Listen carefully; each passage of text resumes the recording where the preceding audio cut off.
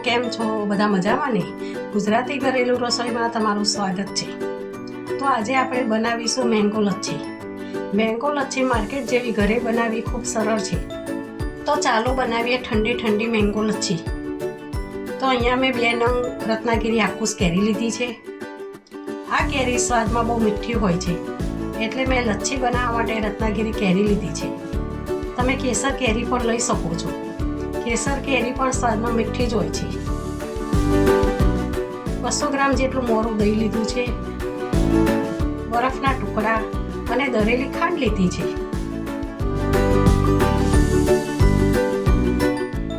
તો હવે આપણે કેરીની છાલને ચપ્પાની મદદથી છોલીને કેરીના નાના નાના ટુકડા કરી લઈશું।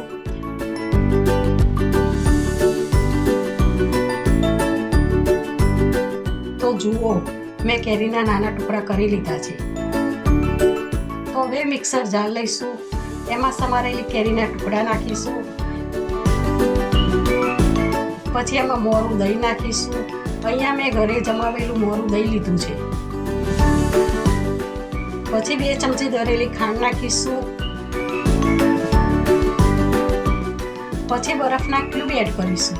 પછી મિક્સર જારનું ઢાંકણ બંધ કરીને મિક્સરની મદદથી ગ્રાઇન્ડ કરી દઈશું। હવે મિક્સર જારનું ઢાંકણ ખોલીને જોઈ લઈએ તો જુઓ, આપણી મેંગો લચ્છી ઘટ્ટ બનીને તૈયાર થઈ ગઈ છે। હવે કાચના ગ્લાસ લઈશું, તેમાં બરફના ક્યુબ નાખીશું, પછી તેમાં કેરીના પીસ નાખીશું, પછી ગ્લાસમાં મેંગો લચ્છી રેડીશું।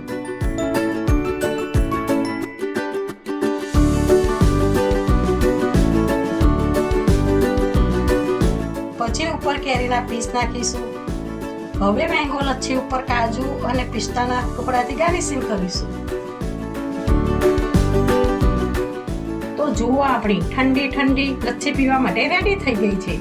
તો આ ઉનાળાની ગરમીમાં તમે મારી આ રીતથી મેંગો લસ્સી ઘરે બનાવશો તો નાના બાળકોથી માંડીને વડીલોને પણ ખૂબ પીવાનું મન થશે।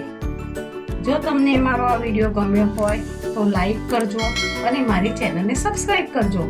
જય શ્રી કૃષ્ણ।